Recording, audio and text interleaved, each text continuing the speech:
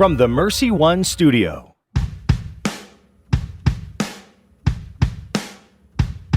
Welcome, folks, to The Uncommon Good with Bo Bonner and Dr. Bud Marr. Every week, diving deep into the truth of Catholic social teaching and restoring all things in Christ. The Uncommon Good is on the air. I'm Bo Bonner. I'm Dr. Bud Marr. We are coming to you live this Wednesday from these United States of America. I am over here in Des Moines, Iowa, where I'm the Director of Mission and Ministry at Mercy College of Health Sciences and the Executive Vice President of the Newman Idea. You can see what we're up to at mchs.edu and newmanidea.org. Bud, out in Pittsburgh, tell the good people what you do out in the land of bridges. Yes, I'm out here in Pittsburgh as Director of the National Institute for Newman Studies. You can find out about all of our work at newmanstudies.org. And if I'm not mistaken, your work has been, you've been doing Advent talks or something like this, right? Recently, if Facebook is not lying to me. Yeah, we've been doing an Advent series, and this one is actually fairly easy for me to prepare, but it's a lot of fun. We walk through some of Newman's sermons that he preached during that period. And Newman was a great homilist. There's a lot of rich treasures there. In fact, if any of our listeners are thinking of diving into St. John Henry Newman's works, I would start with his sermons. No, that'd be a good place to start, and especially with Advent and Lent. Actually, he does the two preparatory seasons extremely well. Here in Des Moines, we are wrapping up at Mercy College of Health Sciences. That just got done, and I know, Bud, you probably had some papers to grade. But we're getting into that fun in-between time. We're brought to you, as always, by Mercy College of Health Sciences, who underwrites our show. So it's a little quiet around the halls. People maybe getting stuff around before Christmas vacations and whatnot. But I know that the students have worked hard and they have the rest necessary so they can get their minds focused and really get back into spring. But at Mercy College of Health Sciences, people can start any semester. We have fall, spring, and summer courses and entry points for all sorts of things. Again, all you have to do is go to mchs.edu to check out what we're up to and how you can be involved at Mercy College of Health Sciences. Yeah, it's always good to wrap up the semester. I think our good friend John Wynn says he likes to sunset things, like there's a time for everything. And I may have mentioned a couple weeks ago, I had some really good students this year. So grading was not too painful when the students are doing high quality work. Oh, wow. That sounds like I'm not saying this is exactly the thing, but you may be cursing yourself for a terrible semester in spring by loudly proclaiming about how great your semester was this year and how easy it was to grade. So just pointing out that you've made a horrible mistake, bud. You kind of have the George Costanza outlook, like on Seinfeld, he never wanted to be too successful. That's right. Because he thought he'd pay for it. Yeah, right. And if he ever made it big. That's bad theology, and so since it's at the top of the show, it's not a big deal. But there is a sneaking part of me that wonders, at least in terms of like students and grading, if you go, man, that was an easy semester and there weren't too many problems, and I got all the grading in really quick. Then you got to worry for spring coming around. But hey, that's not for a few weeks. So, Bud, you got any big plans about the Christmas break and traveling and whatnot? Oh, yeah. If any listeners out there are willing to pray for us, Rachel and I are taking the 6 kids on 2 flights tomorrow to get from Pittsburgh to Omaha. So I would appreciate your intercessory prayers if I cross your mind tomorrow afternoon. What's the intervening airport that gets to house the Mars for a little bit? It's Midway. We prefer St. Louis. Whenever you go through Chicago, you're really rolling the dice, but Midway is preferable to O'Hare. So hopefully there's no snags. And looking at the old radar, right, it looks like it'll be a good weather day to be traveling. Yeah. So my mom and dad have been married 40 years now. And so they decided that they needed to go take a 40-year anniversary trip, and they chose Hawaii, which I know a lot of people would choose Hawaii. I wouldn't have ever expected my parents to choose Hawaii. Never really heard them talk about it. But they decided that that's where they're going. The only plans I've heard them say is they're going to go to the beach and then Pearl Harbor, so romantic. But the trip, because evidently a whole host of a certain type of plane got grounded. I think it was 767s. And so that was their first planes out west. So they had to rebook on Delta. So, Bud, they go from Tulsa, Oklahoma to Atlanta to Los Angeles to Hawaii. They were on the plane like if they took a trip to Rome. They were on planes that long yesterday. And that's what you get for having vacations and enjoying yourself, is what I told my dad. Oh, wow. That's pretty intense. And like you said, I don't know if I would have picked out Hawaii for your parents, but I'm glad they were able to do something special for their 40th anniversary. What's crazy is that each trip got longer. I mean, first of all, Tulsa to Atlanta is not short, and then they flew across the United States, and then they flew halfway across the Pacific Ocean, and really just only a way that it seems like my parents could pull that off. But it sounds like they're having fun, and it's certainly warmer out there, so I hope they have a good time.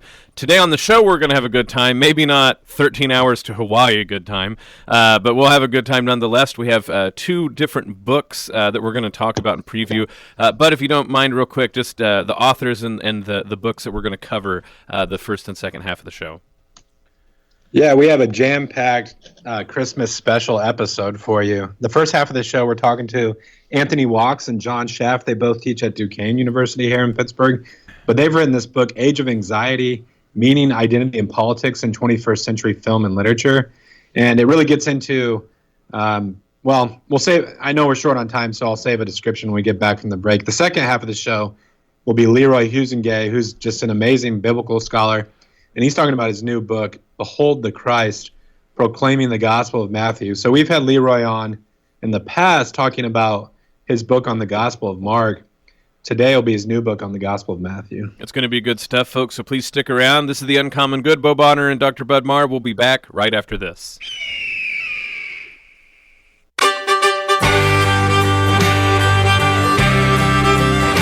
Back with The Uncommon Good.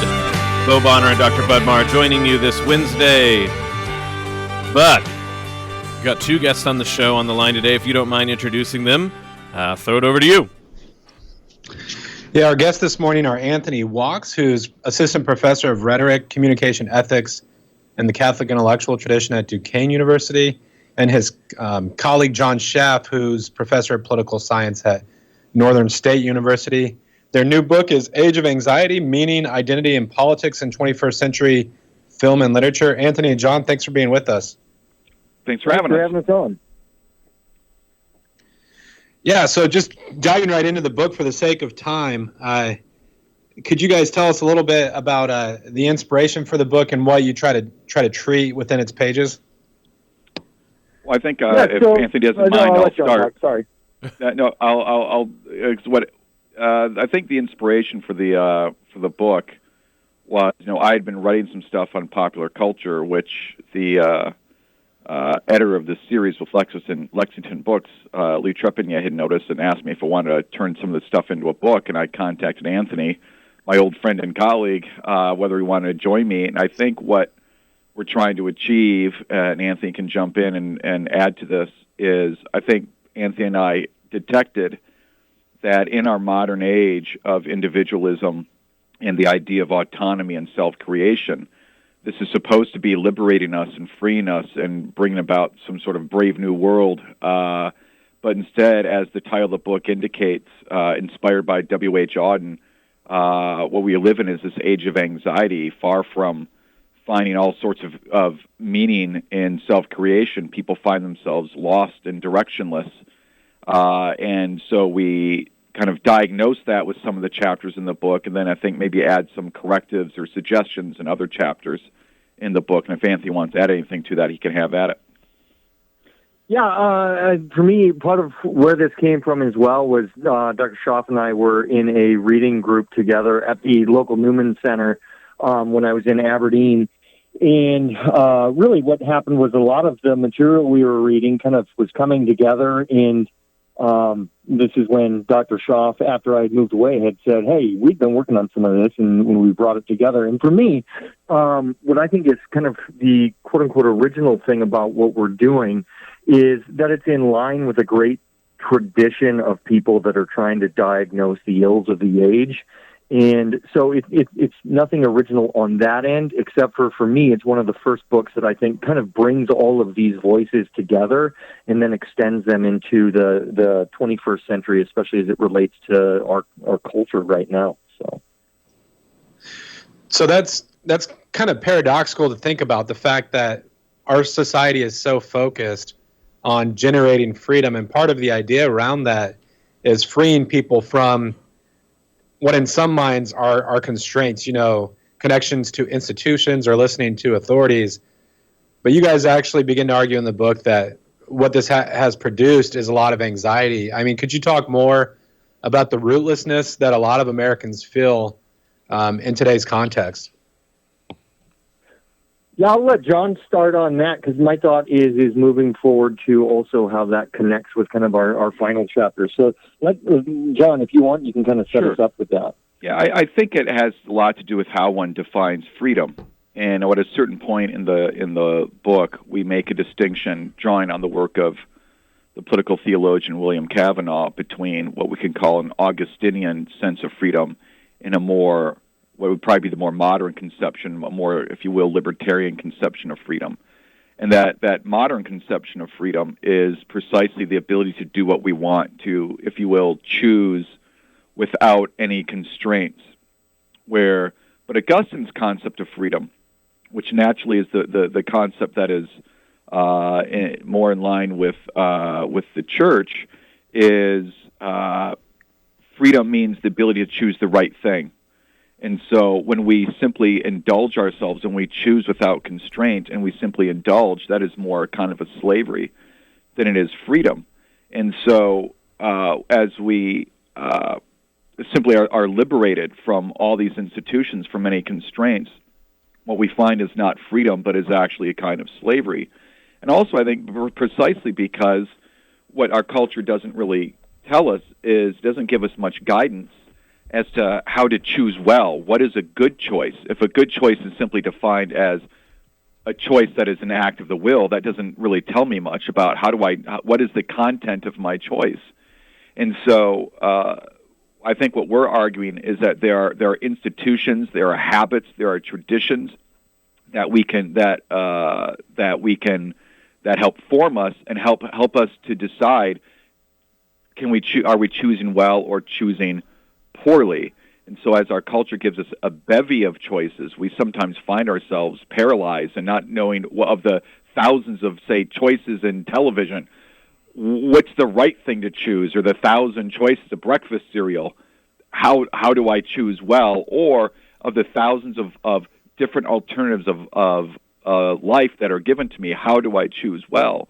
And so I think we ultimately point to things like faith, family, narrative as ways that can help guide people into making good choices. And as Anthony can add from there.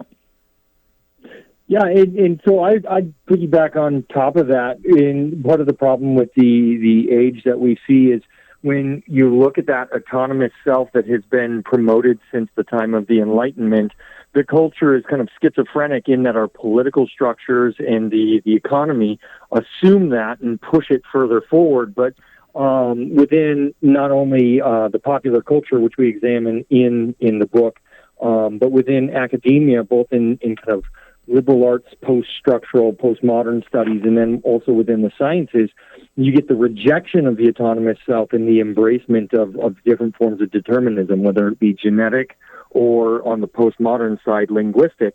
And so you get this whole denial of the self. And so that creates a whole nother realm of anxiety where we feel like we're told that our choices are all that matter, and yet, ironically, none of them matter because they're equally not just arbitrary, but they're illusions because the self doesn't exist itself. And so this is where we use, in contrast to that autonomous self or this kind of determined self, whether linguistic or biological, we use quite a bit of Alistair McIntyre to discuss the self as situated being within the world, within time, and within relationship with other people, which kind of really puts into perspective, I think, our answer that we kind of give by the end of the book is, as John was already alluding to, the necessity of reaching out to other people in actually having strong discussion with them based upon ideas found within great literature. So we talk about the importance of the need for understanding oneself and developing a true self that is situated, neither autonomous or determined, in the value of the liberal arts and reading good books with other people. And then the last thing that I would add is the importance of being a part of practices that engage the real world itself, which is why in one of my classes at Duquesne, I require students to do a leisure project where they have to begin to investigate in practice a practice for a leisure project. Hey guys, this is Bo at the studio. One of the things that I find very interesting about the book, and of course I haven't got to read it, so I'm going off of what Bud's talked about it with me, and then also the introductions and stuff like this that I've been able to track down. But engaging in new realms that have been found in communications and rhetoric studies. I think about the concept of, sort of media ecology and the idea that we're saturated in sort of entire ecosystems of how the world is presented to us through things like movie and literature, but in really the sort of near 24/7 attention-grabbing interaction with the medium of media.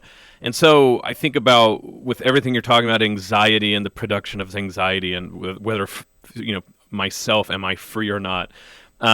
What starts to be represented to us in a sort of elongated way and threaded in all sorts of different manners starts to speak of this. I'm thinking immediately, of course, is the new Star Wars is upon us, and already people are predetermining whether everyone should like it or not. The thing that I'm actually getting at is I flew United Airlines a few weeks ago, and they changed the safety videos to include the new Star Wars elements in it, because Lord forbid that you have 5 minutes where you look at a video that just tells you how to escape a plane. Like, they have to actually advertise something to you.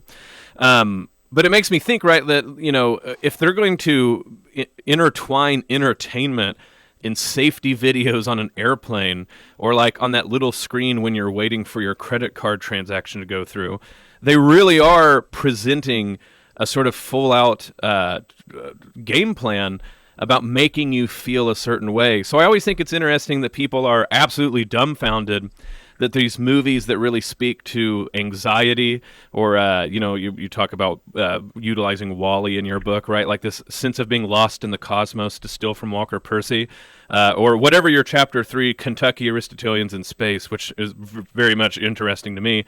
Can you speak to that idea that anxiety, we start to see it everywhere because everywhere is now a field of interacting with us? One of the places, so you mentioned media ecology, and we have, I wouldn't say the book is written per se from a media, I would say it is in many senses a media ecological perspective without having to delve directly into that. And one of the ways that I see that is many of the different media ecologists that we actually cite in the book layer that within the idea of distraction. It's all noise that's all around us. And the worst part of the noise itself is, as you were saying, and at least I think you're asking there, is part of the problem is that we're socially engineering distraction into existence itself. To the point where I don't advise anybody go and download this app. But one of the things that quote unquote users are using today is TikTok. And this is little, like, less than 60-second videos that you just swipe up to go to the next thing. And oftentimes, many of these are absurdist and nihilistic and offensive. But the thing calls out, because I'm so distracted now, it calls out to me saying, I don't even have time for a YouTube video anymore. I just want to be able to leave the anxiety, the problems, the work that I have to do, and just zone out. And so one of the things that we talk about in the book, using media ecologists like Father Walter Ong, and then not a media ecologist, but in Cardinal Sarah's newest book, but his book on silence, is the need to push back against those socially engineered sites of distraction and thereby causing anxiety is the need to re-engage with the contemplative life, to be able to leave all of the noise and chaos of society and have time of silence and reflection. So I don't know if that really speaks to what you're asking. Maybe John can piggyback well, I on think top of that. one of the things note from the that United Airlines example is notice how the airline commercial, the airline safety video becomes a commercial for Star Wars. So one of the things, a thinker that has greatly influenced both Anthony and me is Matthew Crawford, and in his book, The World Beyond Your Head. Yep, exactly. He talks about the attentional commons, right? And the way that our attention is something that is being commodified. And so your attention is there watching this video ostensibly to keep you from dying in the event of a plane crash, and within it is a commercial for Star Wars. And that's sort of, and so the way that even with something like TikTok that Anthony brings up, the people who make so many of our apps, they know how our neurology, our neurochemistry works. And they know how to get us, if you will, addicted. That's a technical term, which I use advisedly, but nonetheless, that sense of, I've watched this, I'll watch one more. I'll watch one more. And I think all of us can identify with the idea that I'm gonna watch this YouTube, or I'm gonna get on Twitter. The next thing you know, you're going, where the heck did the last hour go? And they sort of know this. And this is how they make their money, is by commodifying your eyeballs. And so we shouldn't be naive to think that this is all just simply benign, but it's part of the commercialization of our attention. And so we have to make, I think, an act of volition, an act of will, to develop silence, to enter into silence, as Anthony mentions, Cardinal Seurat's book, to set aside time, or to be extremely intentional about how we use our devices and our technology, because everywhere we go and everything we do, the blessing and the curse of our technology is it goes wherever we go. And so we have to, it takes, at this point, I think, an almost extraordinary act of the will to set it aside and say, I'm going to take 5 minutes to be bored and to just let my brain think.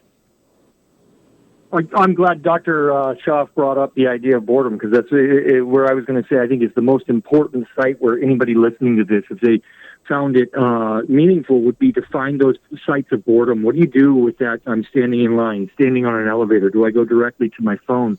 Because we talk about that using Crawford in terms of the quote-unquote desubjectivization, where these things draw us out of ourselves, our anxiety for a tiny little bit of a moment when we're bored.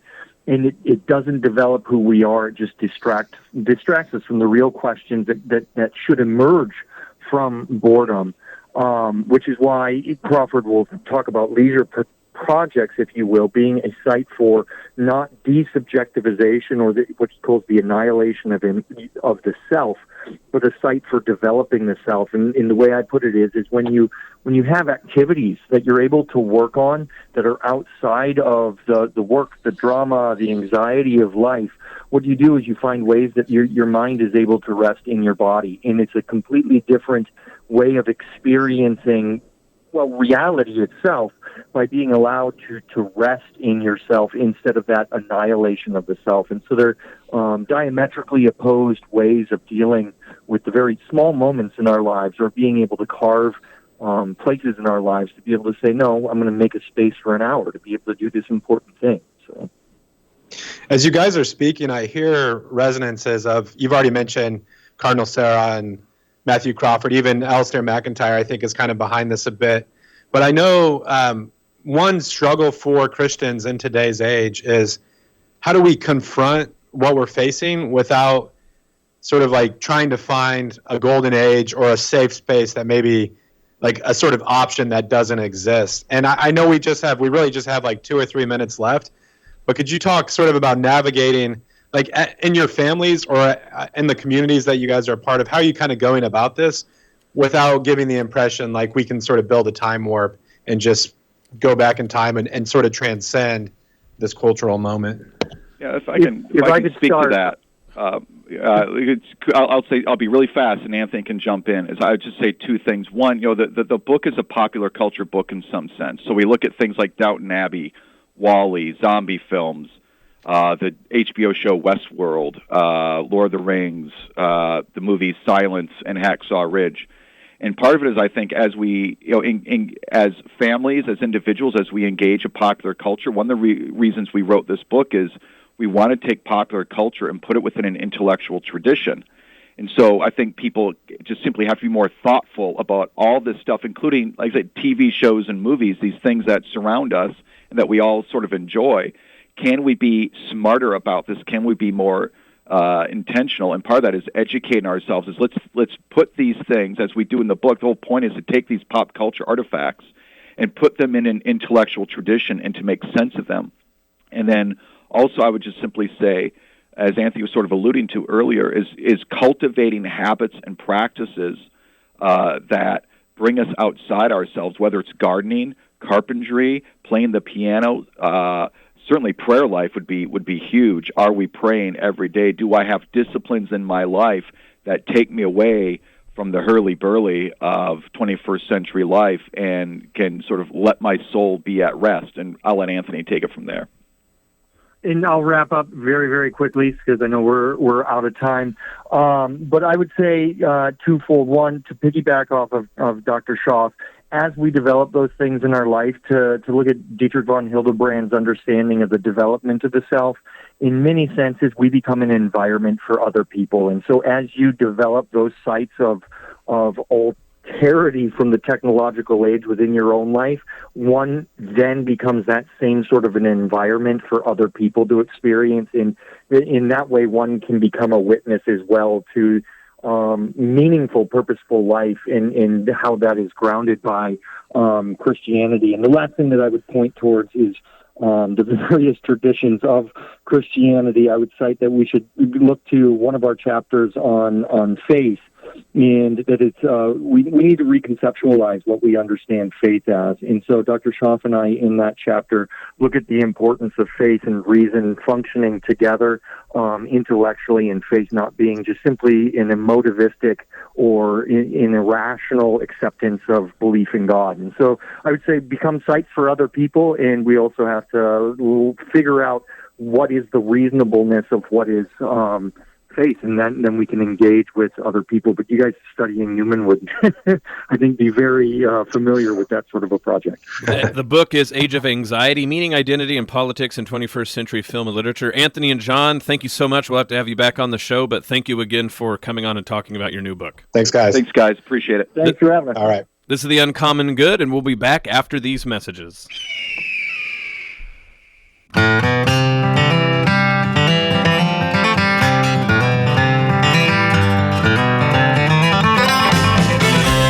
Back to The Uncommon Good. Bo Bonner and Dr. Bud Mara joining you this Wednesday. Thank you for listening to the show. Up next, we have our good friend Leroy Huizenga, who he's been on the show before. We went to the same school, Bud, him and I, and then he is now I'm going to give an interpretation of what I'd call it. Grand Poobah of Theology at University of Mary up in North Dakota, but certainly a book writer that's very popular, popularizing ways that people can delve deeply into the New Testament. His new book, Behold the Christ, Proclaiming the Gospel of Matthew, is out recently, and we all want you very much to go look on Amazon for his book. Leroy, welcome to the show again. Hey, thanks so much for having me. So last time we had you on, we, of course, talked about your book about Mark, and evidently you've done a good enough job, but now people, are you now officially signed up for all four, right? I guess that wouldn't be a trilogy, whatever the quadrilogy is, but you're gonna have a Luke and a John one at some point too, right? Well, formally I haven't done the proposal and the contract and all that. I think at this point, having written two, it would be, it wouldn't be fitting not to write the volume on Luke. Unfortunately, I'd have a couple years to do that before Luke starts to dominate the lectionary in year C. There you go. Well, I never, I just in this year of like Star Wars, and we're having like the 14th, movie. I figured. So no. Well, on that note alone, right? So Mark, that's your first one. We talked about on the show about all sorts of ways in which Mark is definitively very Mark, and I don't know how else to say this. It's leanness, the sort of power, the sort of speed and vitality of it. And so you switch to Matthew. Matthew, of course, historically has all sorts of different ideas in the Catholic world pinned to it, that maybe it's the first gospel or that it has this sort of primacy of place in the liturgy. There's arguments about this. But what you don't hear people talking about necessarily in the popular way like you do with Mark is the sort of literary character of the book of Matthew. I'm guessing you think that that's a failing on our part. When it comes to reading the book of Matthew and diving deep into the book of Matthew, what are some of the almost literary qualities that strike you about the book? Yeah, well, there's two ways of thinking about literary qualities. One is the surface structure or the outline of the book, and the other would be the plot. In terms of the structure of the book, Matthew is pretty obvious, pretty apparent, pretty open if you try to outline it. You've got, the genealogy and birth of Jesus and the escape from Herod to Egypt with the Magi coming to Jerusalem and all that, and the beginnings of Jesus' public ministry, and that kind of matches with the end of the gospel, the Passion narrative, the end of Jesus' mission and ministry. And then between those bookends, the beginning and endings, you've got 5 big discourses where Jesus just delivers teaching.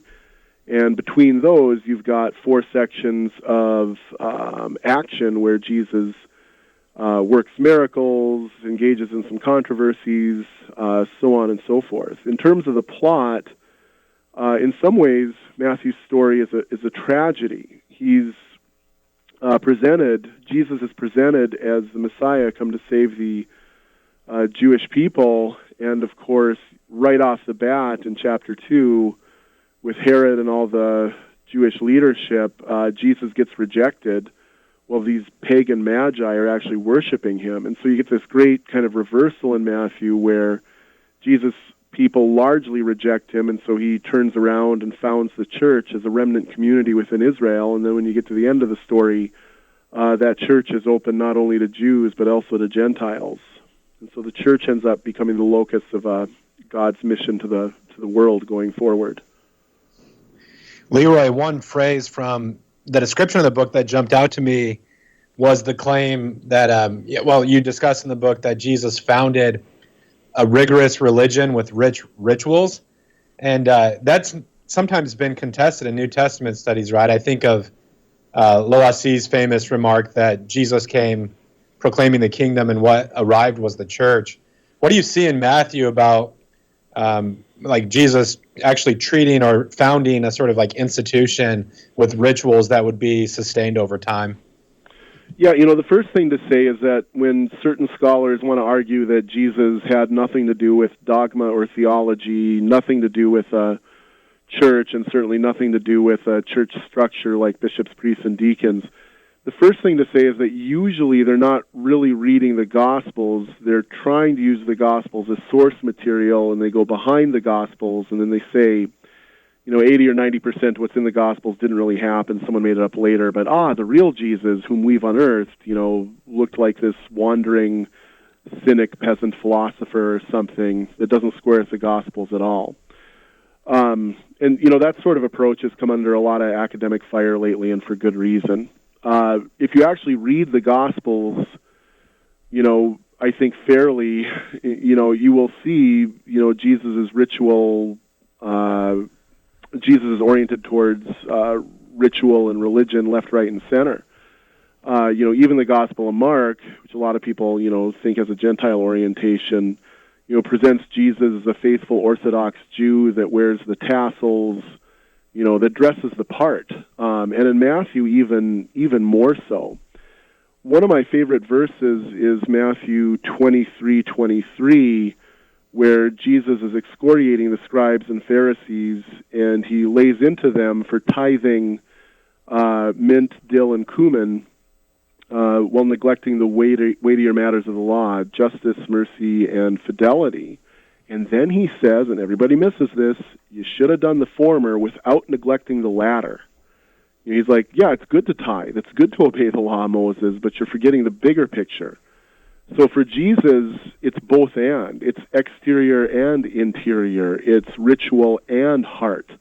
Those things go hand in hand. And of course, the biggest thing that people really shouldn't overlook, Lutherans are pretty good at not overlooking this, but other than that, other bodies not so much. Jesus in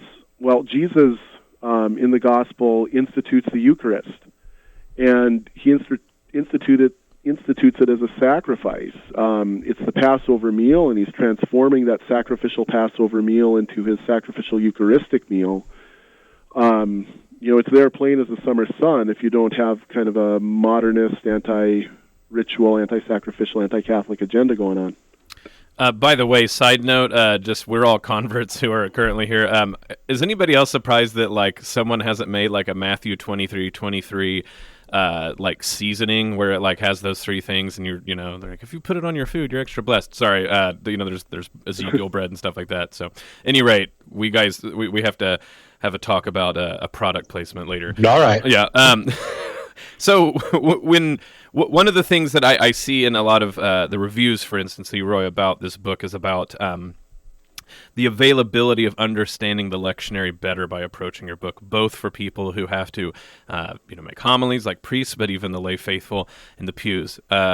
Around this same time, of course, there's something making the old rounds in Twitter about someone did a study about the average length of sermons in the different denominations, and then with Catholicism, and the priests, Catholics have the shortest homilies, and then is this good, is this bad, and then this big question about have we been doing preaching well or not. So since your book, whether you meant this or not, sort of speaks to this moment about how do we do a better job of making the lectionary come alive, what did you do, or what did you hope that your book does that will allow both people who have to give homilies, but people who have to, who want to get a deeper understanding of the lectionary? How is this book going to help them do that? Yeah, so my academic work, I've always wanted to do it for the sake of the church, and so I've been giving, presentations in the past several years to clergy, priests, deacons, deacon trainees, if you will, candidates, run around the country doing that. And I thought, well, I'm giving all these presentations on the Gospels, oriented towards clergy and to try and support their preaching and teaching. Maybe I should write these up into a couple of books. And so I wrote them, I hope, in a more popular and less academic way. And what I do in each, my book on Mark, Loosing the Lion, and this one on Matthew, Behold the Christ, I have an opening part of a couple or a few chapters where I talk about the contemporary situation, right, in the early 21st century here, because each of the Gospels, by its own constitution, presents a certain challenge to the spirit of our age. And, of course, that's always going to happen because the spirit of the age throughout history is never God's spirit until, kingdom come in the future. Right, so with the book on Matthew, I talk about contemporary American Gnosticism, right, how we're a people that doesn't like ritual, that doesn't like the body, and doesn't know what to do with it.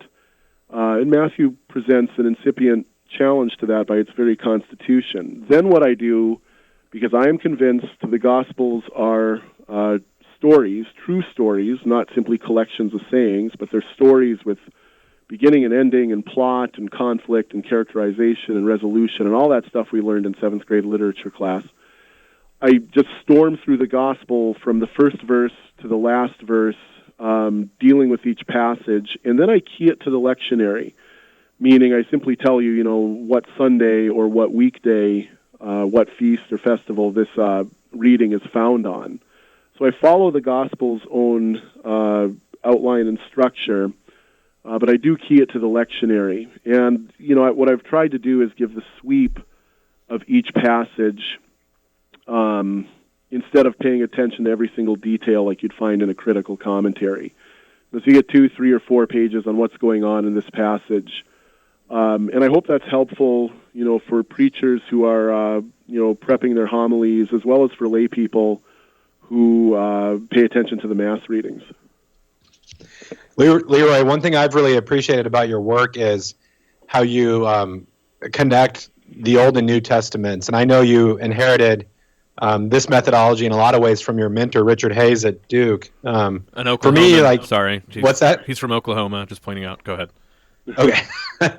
For me, when I first started getting into this, like the echoes of the Old Testament and the New, it's really challenging as a reader, but also very exciting once you start to see some of these connections. And the New Testament writers really assume in a lot of ways that their readers are familiar with the Old.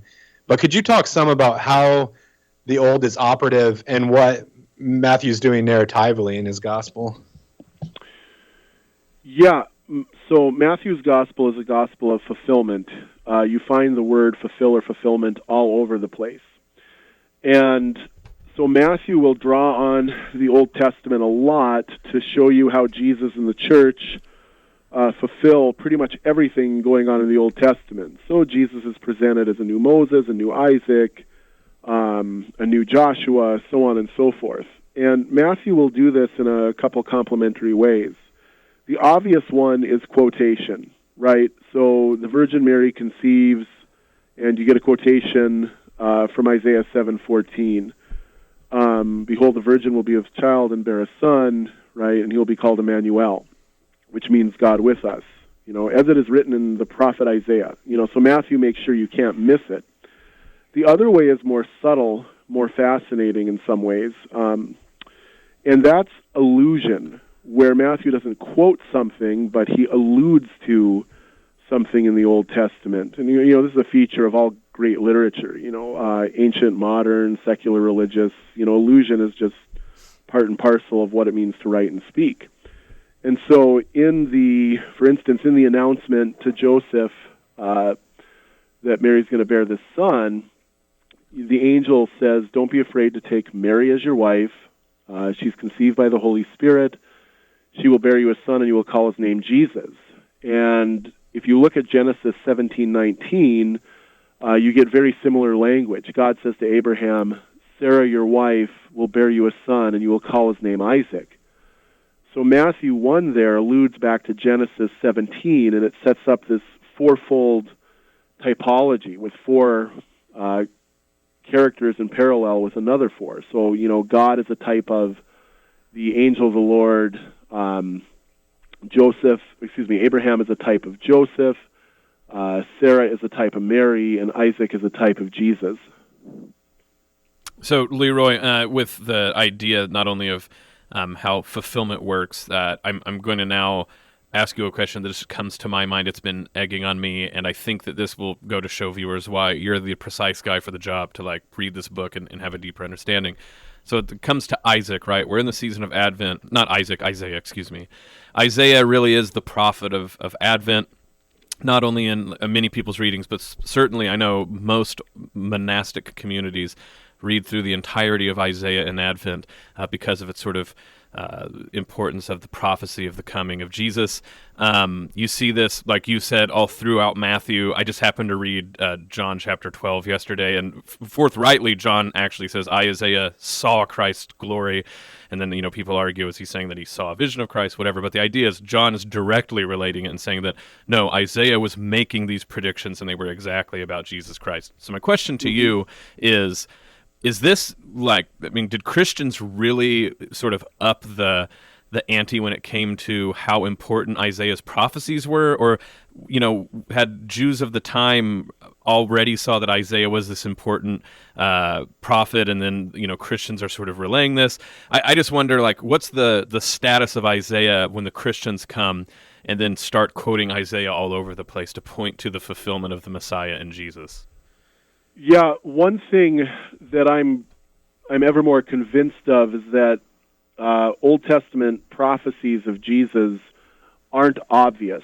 You will see them once you have Jesus and once you believe in Jesus, but we do need to cut our Jewish friends some slack here when they don't see the connection, because they're not always obvious.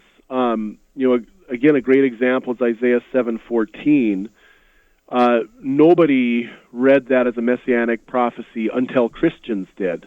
Now, there's other parts in Isaiah that were read as messianic prophecies, like Isaiah 61, which Jesus reads in Luke 4 in the synagogue, right? Right. You know, the Spirit of the Lord is upon me. He's anointed me to proclaim good news to the poor, so on and so forth. But with Isaiah 7:14 in Matthew, in its original context in Isaiah, Isaiah is speaking of his own children as a sign born by his own wife, presumably, non-virginal, and it's directed towards King Hezekiah and the Assyrian threat. So how does Matthew get away with using that? Well, it's more fascinating, I think, than simply like, oh, here's a prophecy and Jesus fulfilled it. Matthew is seeing real parallels between Isaiah's day under Hezekiah and Jesus' day under the Jewish leadership of Jesus' day and King Herod. You had, back in the day, corrupt and fearful leadership, and Israel basically failing left, right, and center to keep the covenant. And in Jesus' day, Matthew thinks it's likewise. You have a corrupt, feckless leadership and a whole lot of people failing to keep the covenant. And so he's able then to see in Jesus like a second fulfillment of these words, what becomes a prophecy. It was fulfilled in Isaiah's day and re-fulfilled by Jesus. Now, some people, might wish it were neater and clearer than that, but here's something really fascinating that, I think of often. If what I'm saying is correct, then it looks like things like the virgin birth actually happened. Right. If those prophecies were obvious, then it'd be so easy to say, oh, early Christians just took these obvious prophecies and made stuff up to make it look like Jesus and his coming was fulfilling prophecy. But actually it's like, well, maybe you had a real historical virgin birth, and then given that fact, Matthew and other early Christians go through the Old Testament to see if it's foretold anywhere, and lo and behold, Isaiah 7:14. No, I think that's great. We're running out of time. The last thing I want to throw out is Isaiah 45 is written to Cyrus about the Savior coming from the east. And of course, they're literally meaning Cyrus is going to come and wipe out Babylon and kick him out of Israel. But then you have this other layer of narrative where you're like, no, but there's also the one Christ who comes from the east, right? Like the Son and everything else that we talk about in the liturgy. All of this is to say that if we open our eyes to how the depth in which we can read the Scriptures and how the Old and the New Testament really do speak to each other, and that was the purpose, that we'll be able to see things we never did, and that's precisely what you do so well in your book, Leroy. So one more time, because we got to go, the name of the book and where people can pick it up. Behold the Christ, Proclaiming the Gospel of Matthew, and it's available online at the St. Paul Center for Biblical Theology, as well as your favorite online retailer. So Dr. Leroy Huizenga, thank you for coming back on the show, and I really do hope people apprise themselves of your book. God bless. Yep, thanks so much for having me. This is The Uncommon Good. Thank you all for listening. May Jesus Christ, the Prince of Peace, reign in our hearts, in our families, our city, our state, solar system, galaxy, the whole kit and caboodle. This is The Uncommon Good, and we'll be back next week. The Uncommon Good with Bo Bonner and Dr. Bud Marr is heard every week on wonderful Catholic stations like this one, and anytime on podcast. Just search for The Uncommon Good.